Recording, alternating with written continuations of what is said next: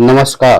Pushpesh sir अपने GK class में आप सभी लोगों का तहे दिल से स्वागत कर रहा है और मैं फिर सब्जेक्ट पर आया। करंट अफेयर इधर डाल रहा था, अब जो है सब्जेक्ट भी फिर डालूंगा और जो है पॉलिटी का चल रहा था, पॉलिटी का फिर चलेगा। तो आज मैं राष्ट्रपति के बारे में बताने जा रहा हूं।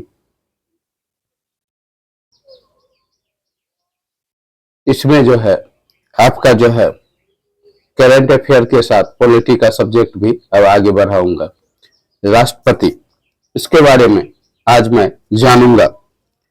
इसकी स्थिति क्या है, इसका चुनाव कैसे होता है, शक्तियां क्या है, सारी चीज मैं बताऊंगा बारी बारी से। और जो है इसके लिए 2-3 वीडियो भी हो सकता है। तो स्टार्ट करते हैं। राष्ट्रपति संविधान की भावना और विचारों के अनुसार राष्ट्रपति राष्ट्र का केवल औपचारिक प्रधान होता है। यानी राष्ट्रपति जो है राष्ट्र का औपचारिक प्रधान होता है, उसके नाम पर सारा कार्य होता है, लेकिन कार्यकारी प्रधान यानी कि प्रधानमंत्री ही सारी शक्ति का प्रयोग करता है। यह संवैधानिक प्रमुख होता है राष्ट्रपति। और अनुच्छेद 74, अनुच्छेद जो है 74(1), अनुच्छेद 74(1) में प्रावधान ऐसा है किया गया है कि राष्ट्रपति को उनके कृत्यों के प्रयोग करने में सहायता एवं सलाह देने के लिए एक मंत्री परिषद होगा, जिसका प्रधान प्रधानमंत्री होगा। यह जो है अनुच्छेद 74(1) में है। क्या राष्ट्रपति को उनके कार्यों को पूरा करने या कृत्यों को पूरा करने के लिए जो है एक मंत्री परिषद होगा और जिसका अध्यक्ष प्रधानमंत्री होगा। यह जो है 74(1) में है। और देखते हैं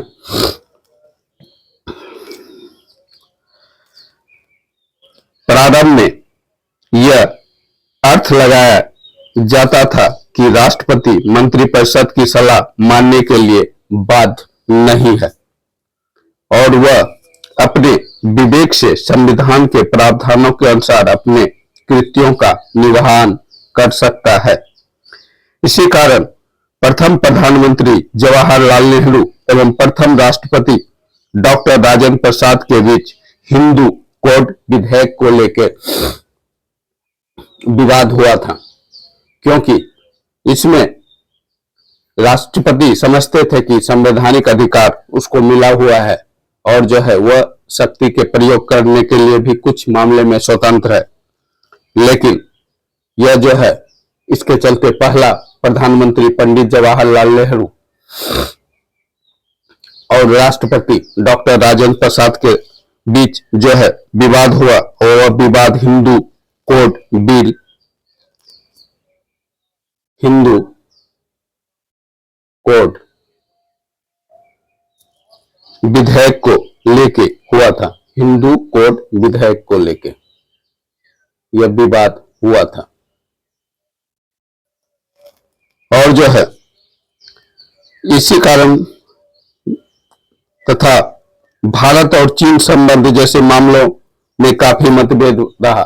इसके अलावा प्रथम प्रधानमंत्री पंडित जवाहरलाल नेहरू और तत्कालीन राष्ट्रपति डॉक्टर राजेंद्र प्रसाद के बीच हिंदू कोड विधेयक को लेकर विवाद हुआ भी और भारत चीन युद्ध के मामले को लेकर भी दोनों में विवाद हुआ। इसके बावजूद 1974 तक इस प्रावधान को बनाए रखा गया, लेकिन 42वां संशोधन के द्वारा जो इंदिरा गांधी के समय में हुआ था, उसमें राष्ट्रपति के जो है पावर को कंट्रोल किया गया और प्रधानमंत्री को ज्यादा शक्तिशाली बनाया गया। और जो है 42वां संशोधन के कारण क्या हुआ, अनुच्छेद 74(1)(a) अनुच्छेद जो है इसमें 42वां संशोधन के द्वारा 74(a) का प्रावधान किया गया। यह व्यवस्था की गई कि राष्ट्रपति मंत्रिपरिषद के सलाह के अनुसार ही कार्य करेगा। इसमें यह निश्चित कर गया कि राष्ट्रपति जो है मंत्रिपरिषद के सलाह के अनुसार ही कार्य करेगा। ऐसा 42वां संशोधन के द्वारा करके मंत्रिपरिषद और प्रधानमंत्री के पावर को जो है राष्ट्रपति से ज्यादा तरजीह दिया गया।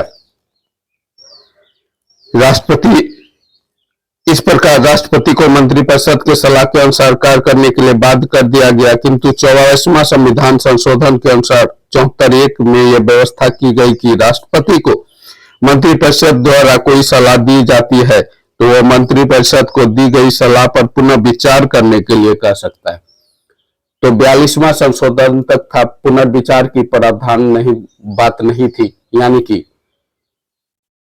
इसको मंत्रिपरिषद के सलाह के अनुसार राष्ट्रपति को कार्य करना होता, लेकिन जो है राष्ट्रपति लौटा नहीं सकता था 42वां संशोधन के द्वारा, जैसा प्रावधान इंदिरा के समय में हुआ था।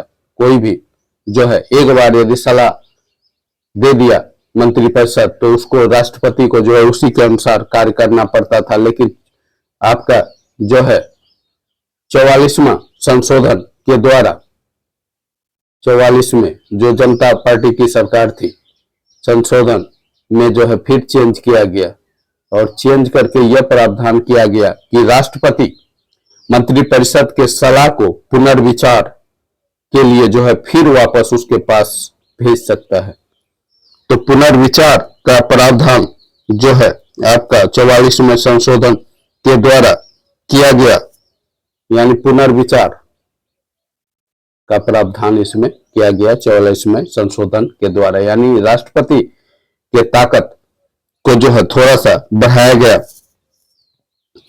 और राष्ट्रपति को मंत्रिपरिषद कोई सलाह दी जाती है तो वह राष्ट्रपति दी गई पुनर्विचार के लिए कह सकता है। इस प्रकार मंत्रिपरिषद द्वारा पुनर्विचार के बाद दी गई सलाह पर राष्ट्रपति कार्य करने के लिए बाध्य है। लेकिन पुनर्विचार के बाद यदि कोई सलाह फिर मंत्रिपरिषद से पुनर्विचार करके राष्ट्रपति के पास आता है तो राष्ट्रपति को वह कार्य करने के लिए बाध्य होना पड़ेगा। अब जो है ये तो राष्ट्रपति की शक्ति की बात थी, किस तरह का उसका शक्ति है, किस तरह का जो है उसका पावर है। अब विधायी शक्ति, अलग अलग से हर शक्ति के बारे में मैं देखूंगा। विधायी शक्ति, विधायी शक्तियां, विधायी शक्तियां यानी कानून बनाने की शक्तियां। इस पर देखते हैं। लोकसभा का गठन, संसद सदस्यों को शपथ दिलाना, संसद का अधिवेशन बुलाना। तो विधायी कार्य में क्या करेगा? पहला जो है राष्ट्रपति लोकसभा का गठन करवाएगा। लोकसभा का गठन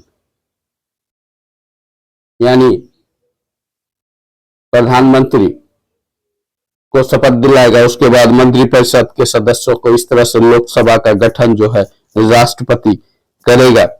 और संसद का अधिवेशन बुलाना, जब जरूरी होगा संसद का अधिवेशन भी राष्ट्रपति बुलवाएंगे। तथा स्थगित करना, अधिवेशन को स्थगित करना भी राष्ट्रपति का कार्य है। स्थगित यानी लोकसभा का गठन करना, संसद का अधिवेशन बुलाना, उसको स्थगित करना, संयुक्त बैठक का, दोनों सदनों का संयुक्त बैठक का प्रावधान यानी कि उसकी व्यवस्था भी राष्ट्रपति के आदेश से होता है। संयुक्त अधिवेशन, संसद के द्वारा पारित कोई भी विधेयक राष्ट्रपति के अनुमोदन के बाद ही कानून बन सकता है। और जो है कोई भी कानून राष्ट्रपति के अनुमोदन के बाद ही वह कानून बन सकता है, यानी राष्ट्रपति के हस्ताक्षर के बाद ही वह जो है कानून बन सकेगा। राज्य विधानसभा द्वारा पारित किसी विधेयक पर जिसे राज्यपाल राष्ट्रपति के विचार भेजता है, कुछ विधेयक को संसद में प्रस्तुत करने से पूर्व राष्ट्रपति की अनुमति जरूरी है। और एक हुआ कुछ विधेयक राज्य विधानसभा का जो है राज्यपाल जो है राष्ट्रपति के लिए सुरक्षित रखता है। और जो है कुछ विधेयक को राष्ट्रपति के आदेश से ही संसद में पास किया जाता है और कुछ विधेयक ऐसा होता है जिसको राष्ट्रपति के आदेश से ही संसद में प्रस्तुत किया जाएगा। जैसे राष्ट्रपति का अनुमोदन किस विधेयक में जरूरी है, देखिए किस विधेयक को राष्ट्रपति के आदेश से ही पास किया जा सकता है, अनुमोदित, जैसे राज्य के गठन, राज्यों का गठन हो, दूसरा है धन विधेयक,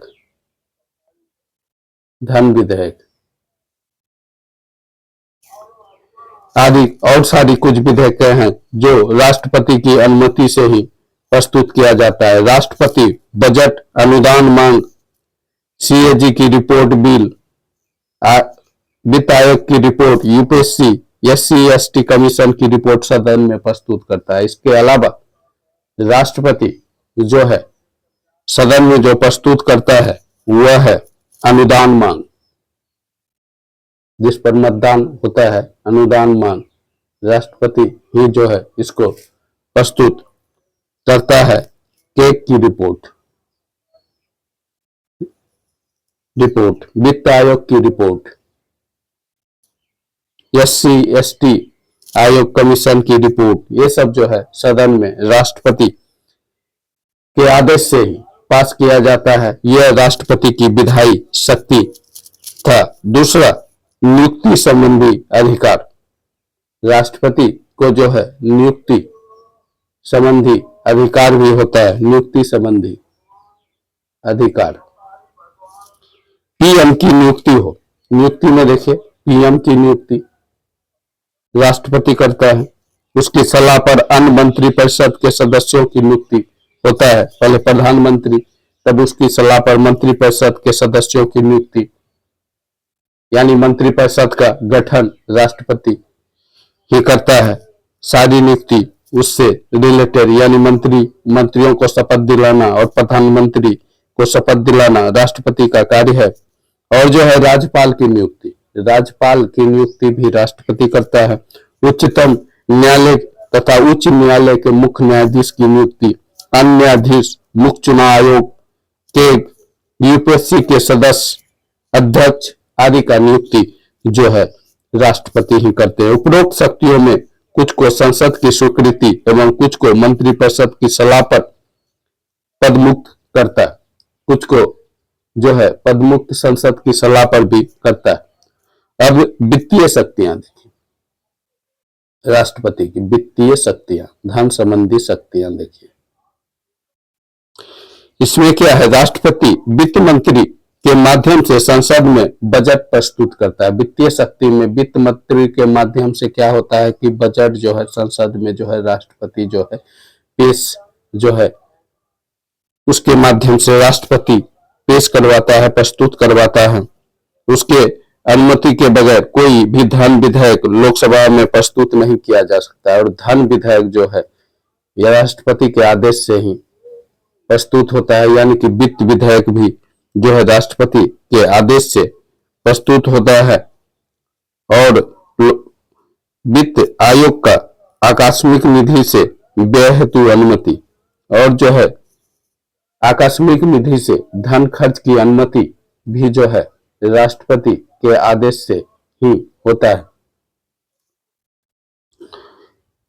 और सैन्य शक्ति देखिए, सैन्य शक्ति, उनकी सैन्य शक्तियां राष्ट्रपति की, इसमें देखिए सर्वोच्च सेनापति, युद्ध और शांति की घोषणा। सर्वोच्च सेनापति होता है, तीनों सेना का प्रमुख होता है, सर्वोच्च सेनापति होता है।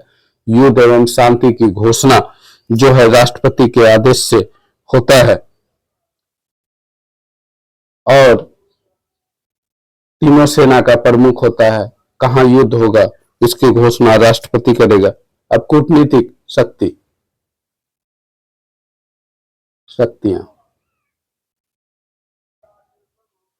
इसमें जो है राजदूतों की नियुक्ति, विदेश के राजदूतों को पहचान प्राप्त करना, राजदूत का जो है नियुक्ति किसी दूसरे देश में और विदेशी राजदूत भारत में नियुक्ति के लिए आते हैं, उसकी पहचान को प्राप्त करना, ये शक्तियां। अब देखिए आपातकालीन शक्तियां। आपातकालीन शक्तियां में देखिए राष्ट्रपति का, इसमें अनुच्छेद जो है 352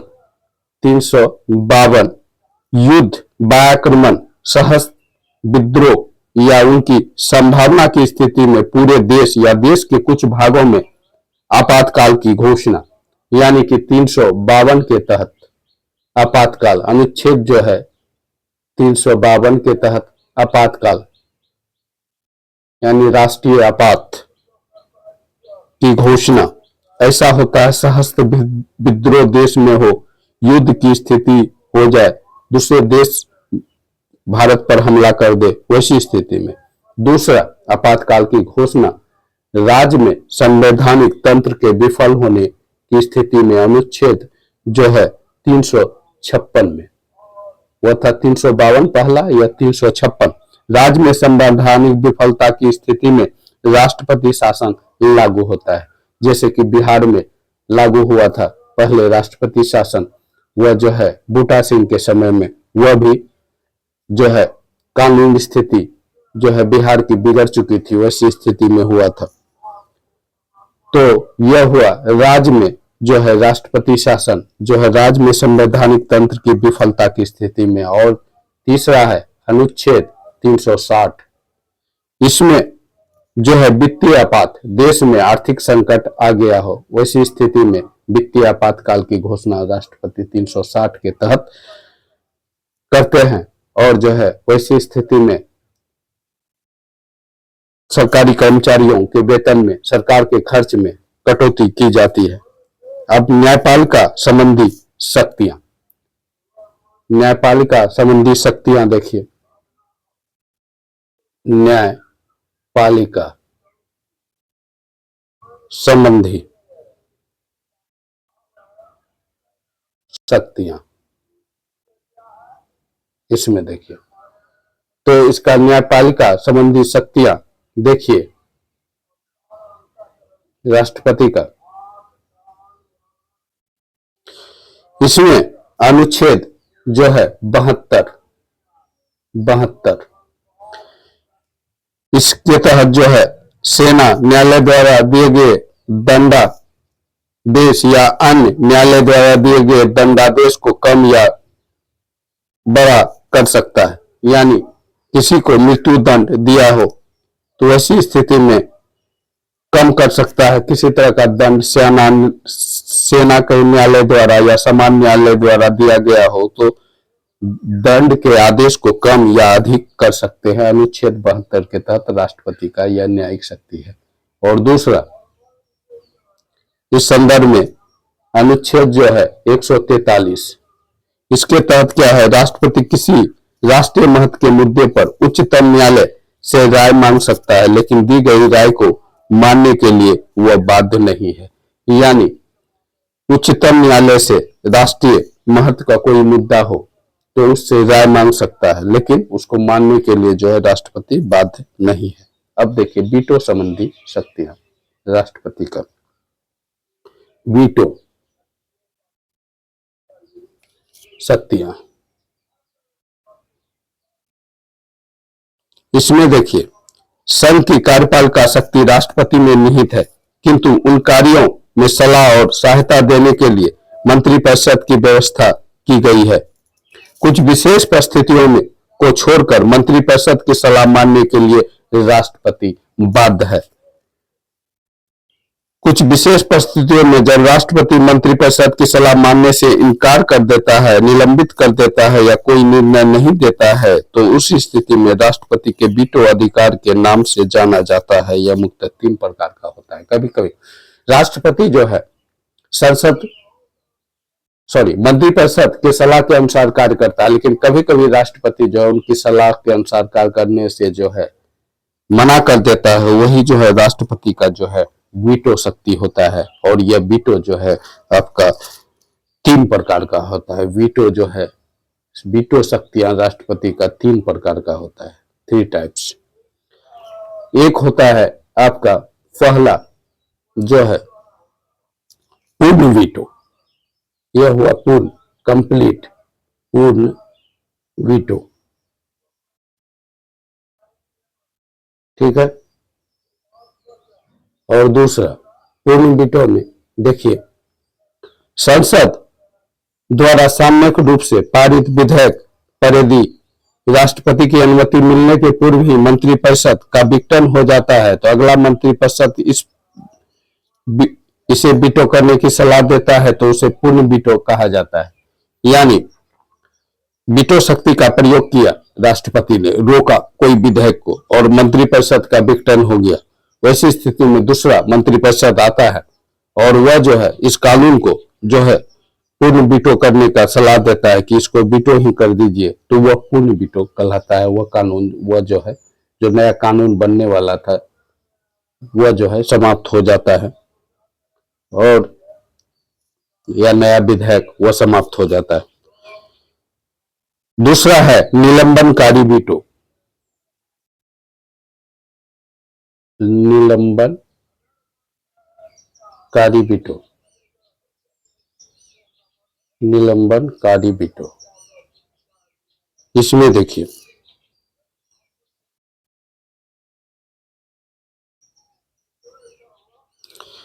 इसमें पूर्ण विचार के लिए वापस भेजना, पूर्ण विचार के लिए, पुनर्विचार के लिए, पुनर्विचार के लिए वापस भेजना, धन विधेयक, संविधान संशोधन, राज्य के गठन संबंधी विधेयक को छोड़कर, इसमें जो है पुनर्विचार के लिए वापस धन विधेयक को नहीं भेजा जा सकता है, संविधान संशोधन विधेयक को, राज्य के गठन संबंधी विधेयक को पुनर्विचार के लिए नहीं भेजा जाता है क्योंकि यह राष्ट्रपति के आदेश से ही संसद में पेश किया जाता है, इसीलिए इसको पुनर्विचार के लिए नहीं भेजा जाता है। यह जो है निलंबनकारी वीटो होता है। और तीसरा पॉकेट वीटो, पॉकेट वीटो, इसमें क्या होता है, संविधान में किसी भी विधेयक पर हस्ताक्षर के लिए कोई समय की सीमा निर्धारित नहीं की गई है, इसके यथाशीघ्र लौटाने की बात कही गई है। इस स्थिति का लाभ उठाकर राष्ट्रपति जेबी वीटो का प्रयोग करता है। कभी कभी जो है क्योंकि निश्चित समय नहीं है कितना समय में लौटाना, जेबी वीटो का प्रयोग करता है, यानी कोई जवाब नहीं देता है, न अनुमति देता है, न वापस लेता है। उदाहरण स्वरूप ऐसा हुआ था 1986 में, 1986 में जो है ऐसा हुआ था डाक संशोधन विधेयक को लेके। 1986 में जो हुआ था वह डाक संशोधन विधेयक, डाक संशोधन विधेयक को लेके, संशोधन विधेयक को लेके ऐसा हुआ था। और जो है इसके लिए कुछ उपबंधों द्वारा प्रेस की स्वतंत्रता में बाधा डालने का आरोप लगाया गया। राष्ट्रपति इस प्रकार की शक्ति देने का उद्देश्य साधारणतया विधायिका तथा शीघ्रता और विचार किए बगैर सत्ताधारी दल द्वारा बहुमत का दुरुपयोग कर जनभावना के विरुद्ध उठाए गए कदम को रोकना था। यदि वीटो शक्ति नहीं रहता तो सत्ताधारी दल मनमाना कर सकता था, तो उसको रोकने के लिए ऐसा किया गया। भारत में ऐसे मौके तभी आते हैं जब राष्ट्रपति को वीटो का उपयोग करना होता है। पिछले दिनों यूपी तथा बिहार में राष्ट्रपति शासन लगाने संबंधी प्रस्ताव, लाभ का पद संबंधी प्रस्ताव को पुनर्विचार के लिए भेजा गया था। यह जो है वीटो शक्ति के तहत जो है ऐसा हुआ था।